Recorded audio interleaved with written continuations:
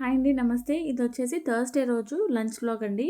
లంచ్‌లోకి ఇక నేను మునగాకు పప్పు, తర్వాతొచ్చేసి చికెన్ పెప్పర్ ఫ్రై చేస్తున్నాను. ముందైతే పప్పుని ఒక గంట ముందే నానబెట్టి పెట్టేసానండి. బాగా తొందరగా ఉడికిపోతుందని. ఎందుకో ఈసారి తీసుకున్న పప్పు అస్సలు ఉడకట్లేదు. అందుకని చెప్పి మంచిగా ఒక గంట ముందే నానబెట్టి పెట్టేసాను. కొంచెం బాగా నానితే తొందరగా ఉడుకుతుంది కదా అని చెప్పేసి. తర్వాత టమాటోసు, పచ్చిమిర్చి, ఆనియన్స్ అన్నీ కూడా కట్ చేసుకున్నా. తర్వాత ఒక బౌల్‌లోకి మునగాకు కూడా తీసుకొని, దాన్ని కూడా బాగా కడిగేసి పక్కన పెట్టేసుకున్నాను. ఇంకా పచ్చిమిరపకాయలు, టమాటోస్, ఆనియన్స్ అన్నీ కూడా మనము చిన్న ముక్కలుగా కట్ చేసుకొని పెట్టేసుకోవాలి. ముందైతే ఇక నేను పప్పు స్టార్ట్ చేస్తున్నానండి. కుక్కర్‌లోనే చేస్తున్నా, ఈజీగా అయిపోతుంది. కుక్కర్‌లోకి మనం నానబెట్టి పెట్టుకున్న పప్పుని వేసేసాను. వాటర్ కూడా వేసానండి. వాటర్ ఒక 4, 5 సార్లు కడిగి పడేసిన తర్వాత వాటర్ వేసినవివి. పప్పు నానిన వాటర్ కూడా వేసేసి, అదే కుక్కర్‌లోకి టమాటోసు, కట్ చేసుకున్న ఆనియన్స్, పచ్చిమిరపకాయలు వేసేసాను. మీరు కారానికి సరిపడా పచ్చిమిర్చి వేసుకోండి. ఆనియన్ అయితే ఒకటి సరిపోతుంది. టమాటోస్ కొంచెం ఎక్కువగానే కావాలి. ఒక 4 వరకు తీసుకొని వేసుకోండి. ఇప్పుడు కుక్కర్‌లోకి కొంచెం సాల్ట్, కొద్దిగా పసుపు, ఒక స్పూన్ ఆయిల్ ఏసేసి, ఒక కప్పు పప్పుకి 2 కప్పుల వాటర్ వేసేసుకొని కుక్కర్ మూత పెట్టి ఒక 3 విజిల్స్ వస్తే సరిపోతుంది. ఈ గ్యాప్‌లో నేను పక్క స్టవ్ పైన రైస్ కూడా పెట్టేశాను. పప్పైతే బాగా ఉడికిపోయింది. ఒక 4 విజిల్స్ వచ్చాయి. స్టవ్ ఆఫ్ చేసి ప్రెషర్ పోయిన తర్వాత పప్పును మెత్తగా స్మాష్ చేసి పక్కన పెట్టేశాను. నేనైతే కూర స్టార్ట్ చేసే ముందే, పప్పు స్టార్ట్ చేసే ముందే పప్పుతో పాటు చింతపండును కూడా నానబెట్టాను. ఇంకా చింతపండులోంచి వాటర్ అంతా కూడా సెపరేట్ చేసి, ఆ గుజ్జంతా తీసేసి చింతపండు నీళ్ళని కూడా పప్పులోకి వేసేసుకున్నా. వేసేసి ఒకసారి బాగా కలిపేసి పక్కన పెట్టేశాను. ఇప్పుడు మనము పప్పుకి తాలింపు చూద్దాము. ప్యాన్‌లోకి ఆయిల్ ఏసుకున్నా. ఒక 2 స్పూన్ల వరకు వేసుకున్నాను. ఆయిల్ బాగా వేడెక్కిన తర్వాత ఆవాలు, జీలకర్ర, ఉద్దిపప్పు, పచ్చిశనగపప్పు అన్నీ కలిపి ఒక 2 స్పూన్ల వరకు వేసుకున్నా. తర్వాత దంచిన తెల్లగడ్డలు ఒక 4, ఒక రెమ్మ కరివేపాకు వేసిన తర్వాత ఎండుమిర్చి కూడా 2 వేశాను. మేము కారం ఎక్కువ తినం, అందుకే ఎండుమిర్చి 2 వేశాను. తర్వాత కొంచెం ఇంగువ కూడా వేశాను. వేసి అంతా కూడా తాలింపు వేగిన తర్వాత ఇందాక కట్ చేసి పెట్టుకున్న ఆనియన్స్ కూడా వేసేసాను. ఆనియన్స్ కూడా బాగా వేగాలండి. బాగా వేగిన తర్వాత ఇక్కడ నేను మునగాకు కూడా వేసేస్తున్నా. మునగాకుని కూడా బాగా కడిగినది, మంచిగా ఉన్నది తీసుకోండి. కొంచెం కొన్ని మునగాకు ఏమంటే కొంచెం బాగా చేదుంటాయి కొన్ని చెట్లవి. కాబట్టి మునగాకు ఒకసారి చెక్ చేసుకొని వేసేసుకోండి. మనం పప్పు ఎంతైతే తీసుకుంటామో దాంట్లో సగం కంటే కూడా తక్కువే మునగాకు తీసుకోవాలి. కొంతమంది ఈక్వల్ క్వాంటిటీలో మునగాకు తీసుకుంటారు. అసలు బావుండదండి. పప్పులోకి ఎప్పుడు కూడా మునగాకు చాలా తక్కువ వేస్తేనే బావుంటుంది. తాలింపు లాంటి వాటిల్లోకి అయితే చేసుకోవచ్చు గానీ, కొంచెం తక్కువగానే మునగాకు వేసేసుకొని, ఇందాక చింతపండు వేసి పెట్టాం కదా పప్పు, అదంతా కూడా వేసేయాలి. ఇప్పుడు మళ్ళీ ఒక 2, 3 నిమిషాలు బాగా మరిగించేసేయాలి.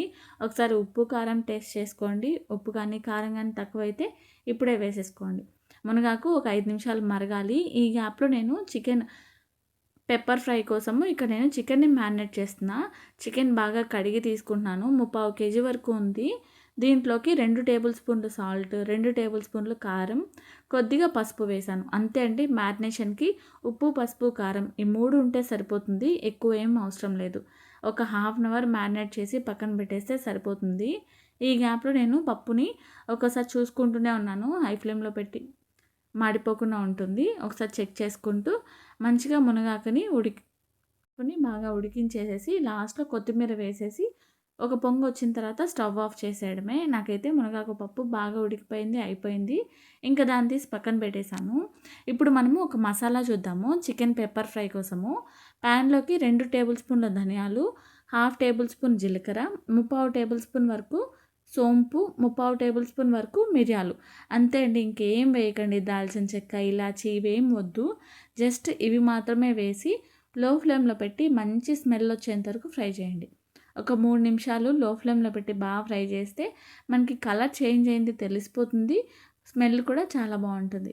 ఈ మసాలా ఒక్కటే సరిపోతుంది. మసాలా చల్లారిన తర్వాత ఒక బౌల్‌లోకి తీసేసి చల్లారిన తర్వాత మిక్సీ పట్టేసేయడమే.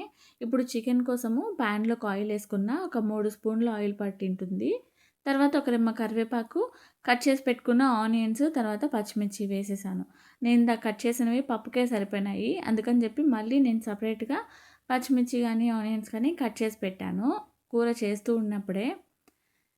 ఆనియన్స్ అంతా కూడా బాగా సాఫ్ట్ అయిన తర్వాత అల్లం తెల్లగడ్డ పేస్ట్ కూడా వేసేసాను.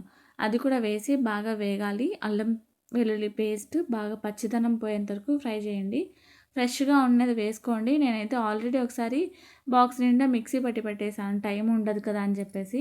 మీరైతే కుదిరితే అప్పటికప్పుడు దంచుకొని వేసుకోండి.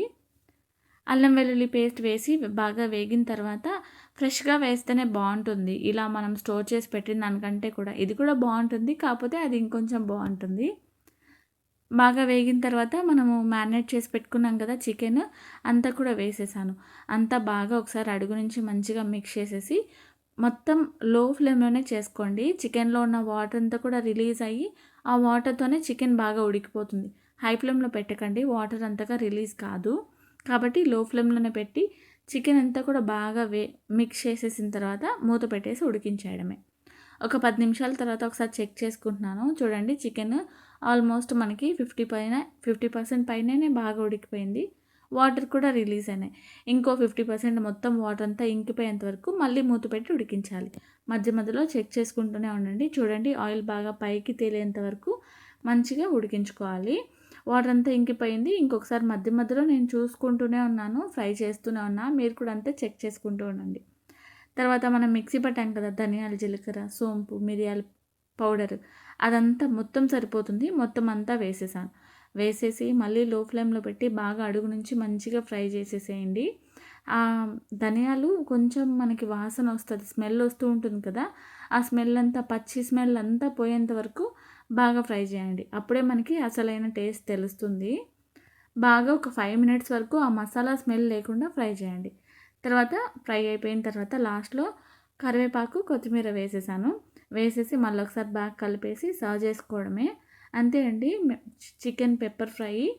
ఇవాళ లంచ్‌లోకి మునగాకు పప్పు, ఇంకా సైడ్‌కి చికెన్ పెప్పర్ ఫ్రై. ఒకసారి మీరు కూడా చికెన్ పెప్పర్ ఫ్రై ఒకసారి ట్రై చేయండి. మునగాకు పప్పు కూడా దొరికినప్పుడల్లా చేసుకోవచ్చు మునగాకు పప్పు. చాలా హెల్తీ కూడా కదా! కాబట్టి ఒకసారి ఈ 2 రెసిపీస్ ట్రై చేయండి. మంచి కాంబినేషన్ అసలు. చికెన్ గానీ, ఇంకా పప్పు, పప్పుచారు, చికెను, ఆమ్లెట్ ఇలాంటివి మంచి కాంబినేషన్స్ కదా! రసం ఇలాంటి వాటిల్లోకి. అంతే అండి ఇవాల్టి వ్లాగ్. నేనైతే చాలా టేస్టీగా అనిపించింది. బాగా కడుపు నిండా తిన్నాను. రైస్ అయితే సర్వ్ చేసేసుకోవడమే. చికెన్ కూడా చాలా బాగా కుదిరింది. ఇంకా మునగాకు కూడా వేసేసుకొని లంచ్ అయితే తినేసాను. మీరేం తిన్నారో కూడా కామెంట్ చేయండి. ఇవాళ మీ లంచ్ ఏంటో కూడా కామెంట్ చేయండి. ఇదండి ఇవాల్టి వ్లాగ్. ఉప్పు, కారం ఏదైనా తక్కువైతే కూడా సెట్ చేసేసుకోవచ్చు మునగాకులో. నచ్చితే లైక్ చేయండి. ఇంకా ఇలాంటి రెసిపీస్ ఏమైనా కావాలనుకుంటే కామెంట్ సెక్షన్‌లో చెప్పండి. మళ్ళీ నెక్స్ట్ వ్లాగ్‌లో కలుద్దాం. అంతే ఈ వీడియో. బాయ్.